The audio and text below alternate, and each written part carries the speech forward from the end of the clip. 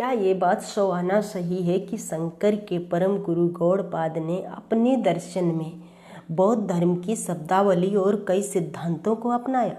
क्या सच में शंकराचार्य का अद्वैत दर्शन बौद्ध धर्म से लिया गया है? आज की इस वीडियो में हम जानेंगे कि तमाम इतिहासकारों, दार्शनिकों और शोधकर्ताओं ने इस पर क्या कहा, इन बातों की सत्यता को प्रमाणित करने के और क्या सबूत मौजूद हैं। नमस्ते, मैं हूं जिया, आप सभी का अभिवादन करती हूं। चैनल पर नए हैं तो प्लीज़ चैनल को सब्सक्राइब जरूर करें, वीडियो को लाइक और शेयर करें। प्लीज़ बातों को समझने के लिए वीडियो को पूरा देखें। इस वीडियो में किसी भी प्रकार की व्यक्तिगत राय साझा नहीं की गई है। अद्वैत वेदांत और हिंदू दर्शन की कई शिक्षाएं महायान बौद्ध धर्म की शब्दावली और बौद्ध धर्म के सिद्धांतों के साथ मैच करते हैं। अद्वैत दर्शन और बौद्ध धर्म के बीच की जो समानताएं हैं, उन्होंने भारतीय और पश्चिमी विद्वानों का ध्यान अपनी ओर जरूर खींचा है। दोनों का मानना है कि जिस जगत का हम अनुभव करते हैं वह क्षणभंगुर, नश्वर है। दोनों परंपराएं आध्यात्मिक मुक्ति जैसे मोक्ष निर्वाण की बात करते हैं, जो मानवीय आवश्यकताओं पर जोर देते हैं। अपनी अलग अलग अवधारणाओं के साथ फ्रैंक वेलिन के अनुसार अद्वैत वेदांत और बौद्ध दर्शन के बीच समानताएं शब्दावली और कुछ सिद्धांतों तक ही सीमित नहीं हैं, बल्कि इसमें अभ्यास भी शामिल है। अद्वैत दर्शन में मठवासी प्रथाएं जिस प्रकार हैं, उसी प्रकार बौद्ध धर्म की भिक्षु परंपराएं भी हैं। अद्वैत वेदांत पर महायान बौद्ध धर्म का प्रभाव महत्वपूर्ण रहा। एक इतिहासकार शर्मा कहते हैं कि ब्रह्म सूत्र के प्रारंभिक टिप्पणीकार सभी यथार्थवादी यानी कि सर्वेश्वरवादी यथार्थवादी थे। उनका कहना है कि अद्वैत दर्शन बौद्ध धर्म से काफ़ी हद तक प्रभावित है। जैसे उपनिषद की द्वंद्वात्मक तकनीकों ने बौद्धों को महत्वपूर्ण रूप से प्रभावित किया, विशेषकर 5वीं-6वीं शताब्दी के समय में, जब बौद्ध विचार योगाकार स्कूल के रूप में विकसित हो रहे थे। अद्वैतवादियों ने परंपरागत रूप से बौद्ध प्रभावित जो थीसिस थी, उनको चुनौती दी। गौड़पाद पर बौद्ध सिद्धांतों का प्रभाव एक उलझा हुआ और जटिल प्रश्न बना रहा। आधुनिक विद्वान जो हैं वो आमतौर पर यह स्वीकार करते हैं कि गौड़पाद बौद्ध धर्म से प्रभावित थे। कम से कम जब वो अपने विचारों को समझाते थे तो वो बौद्ध शब्दावली का उपयोग करते थे। लेकिन वो ये भी कहते हैं कि गौड़पाद एक वेदांती थे, ना कि बौद्ध। गौड़पाद ने कुछ बौद्ध शब्दावली को अपनाया और इसके सिद्धांतों को अपने वैदांतिक लक्ष्यों के लिए उपयोग किया। ठीक उसी प्रकार जैसे शुरुआत में बौद्ध धर्म ने उपनिषद शब्दावली को अपनाया और उसके सिद्धांतों को बौद्ध लक्ष्यों के लिए उपयोग किया। दोनों ने नए अर्थ बताने के लिए पहले से मौजूद अवधारणाओं और विचारों का उपयोग किया। विशिष्टाद्वैत वेदांत के संस्थापक रामानुजाचार्य ने आदि शंकराचार्य पर क्रिप्टो बौद्ध होने का भी आरोप लगाया और रामानुजाचार्य ने कहा कि ऐसा व्यक्ति जो आस्तिक भक्तिवाद को कमजोर कर रहा है।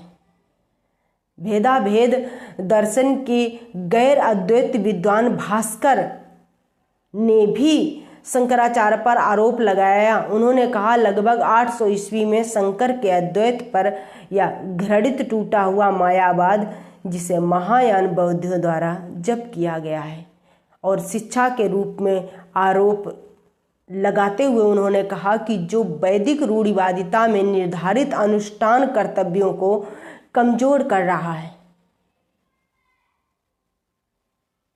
एक अन्य शोधार्थी डायचे का कहना है कि अद्वैत वेदांत पर महायान का प्रभाव कम से कम गौड़पाद तक रहा, जहां उन्होंने अपने कई तर्कों और भेदों के लिए यहाँ तक कि उन रूपों और कल्पनाओं के लिए भी बौद्ध दार्शनिक स्रोतों से स्पष्ट रूप से प्रेरणा ली है। जिनमें यह तर्क प्रस्तुत किए गए हैं, बौद्धियों ने वैदिक शब्दावली भी उधार ली थी। एक और विद्वान लॉट कहते हैं कि गौड़पाद पर बौद्ध धर्म का प्रभाव निर्विवाद और अपेक्षित है। इसमें कोई विवाद नहीं है कि बौद्ध धर्म का प्रभाव गौड़पाद पर नहीं पड़ा। गौड़पाद अपने करिकासपाठ में महायान बौद्ध स्कूल की प्रमुख अवधारणाओं और शब्दों का उपयोग करते हैं,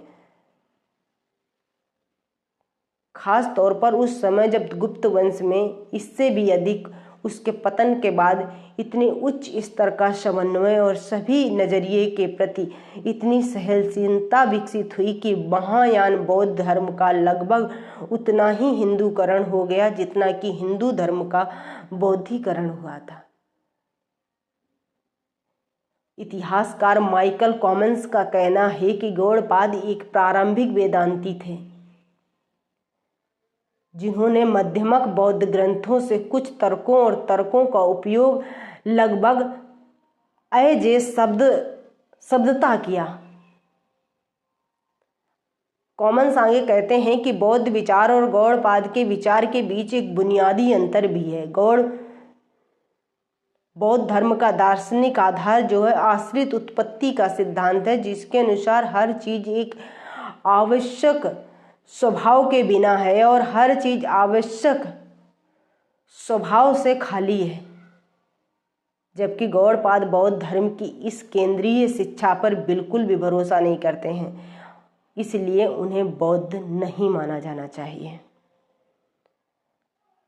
गौड़पाद का अजातिवाद का सिद्धांत एक अपरिवर्तनीय अद्वैत वास्तविकता पर लागू तर्क का परिणाम है, जिसके अनुसार एक वास्तविकता मौजूद है जो अजन्मा है, जिसकी आवश्यक प्रकृति है, जो शाश्वत है, अविनाशी है, ब्रह्म है, आत्मन है।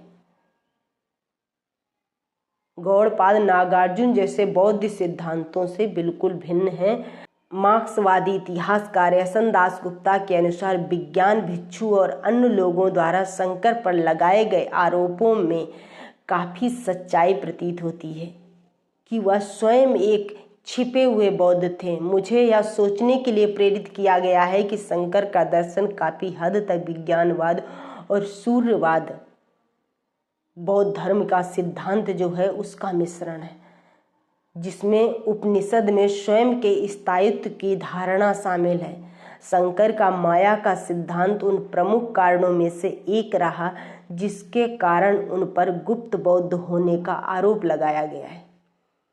फिर भी शंकर के परम गुरु गौड़पाद ने अपनी प्रसिद्ध मांडुक्य कारिका में माया या जातिवाद का विचार प्रस्तुत किया था। अजातिवाद का तात्पर्य गैर सृजन के सिद्धांत से है।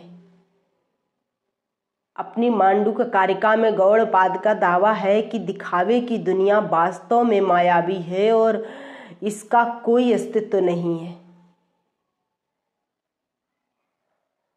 तो माया या अजातिवाद का यह सिद्धांत शंकर से उत्पन्न नहीं हुआ है, इसकी उत्पत्ति गौड़पाद से नहीं हुई है। गौड़पाद से पहले नागार्जुन थे, जिन्होंने सबसे पहले अपनी माध्यमिका कारिकाओं में अजातिवाद की अवधारणा को प्रतिपादित किया था।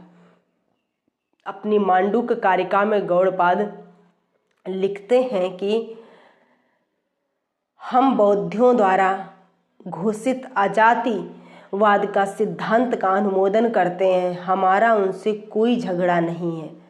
स्वयं शंकराचार्य ने भी इसकी पुष्टि की है कि गौड़पाद ने अजातिवाद का सिद्धांत जो है उसके संबंध में बौद्धों के तर्कों को स्वीकार किया है। उन्होंने लिखा है, विज्ञानवादिनो बौद्धस्य वचनम बाह्यार्थवादी पक्ष प्रतिषेध परम आचार्येण अनुमोदितम। आचार्य गौड़पाद ने बाहरी वस्तुओं की अवास्तविकता असत्यता को सिद्ध करने के लिए बौद्ध धर्म के नागार्जुन द्वारा दिए गए विज्ञानवाद के सिद्धांत को शब्दतः स्वीकार किया है। गौड़पाद की कारिका में पेज नंबर 4.27 पर शंकर की टिप्पणी लिखी हुई है। गौड़पाद का बौद्ध धर्म से संबंध यहीं पर नहीं ठहरता। गौड़पाद ऐसे तर्क भी देते हैं जो बौद्ध विद्वान वसुबंधु के समान है। इसके अलावा गंधर्वों के शहर और जादुई हाथी के जो 2 चित्र हैं जिनका उपयोग गौड़पाद ने अपनी कारिका में दुनिया की भ्रामक प्रकृति को साबित करने के लिए किया है, वो दोनों ही चित्र महायान बौद्ध साहित्य में पाए जाते हैं। मांडुक कारिका के 4थे अध्याय में गौड़पाद और नागार्जुन के बीच समान शब्दावली का भी एक साक्ष्य मिलता है। गौड़पाद की कारिका और नागार्जुन की माध्यमिक कारिका में एक समान श्लोक भी मिला है। गौड़पाद की कारिका के पेज नंबर 4.7 में लिखा है कि प्रकृतेर अन्यथा भावो न कथम सिद्ध भविष्यति। वहीं नागार्जुन की माध्यमिक कारिका के पेज नंबर 15.8 में लिखा हुआ है प्रकृतेर अन्यत भावो न ही जतुपद्धते। गौड़पाद ने ज्ञानी को संदर्भित करते हुए जिस संस्कृत शब्द का प्रयोग किया है वह भी बुद्ध के लिए किया है। विद्वानों ने बताया है कि गौड़पाद की द्वंद्वात्मक विश्लेषण की जो पद्धति है वो लगभग नागार्जुन के समान है।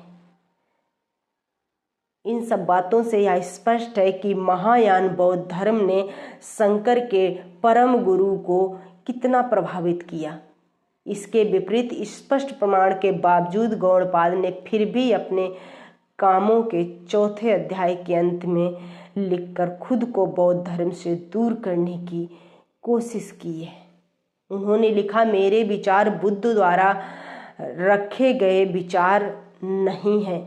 वास्तव में गौड़पाद की कारिका माध्यमिका बौद्ध विचार से इतनी अधिक प्रभावित है कि कुछ विद्वानों का तो सुझाव भी दिया गया है कि वह पहले क्या नागार्जुन के अनुयायी थे। अब प्रश्न उठता है आगे कि मायावाद के भीतर क्या बौद्ध अवधारणाओं का समावेश है।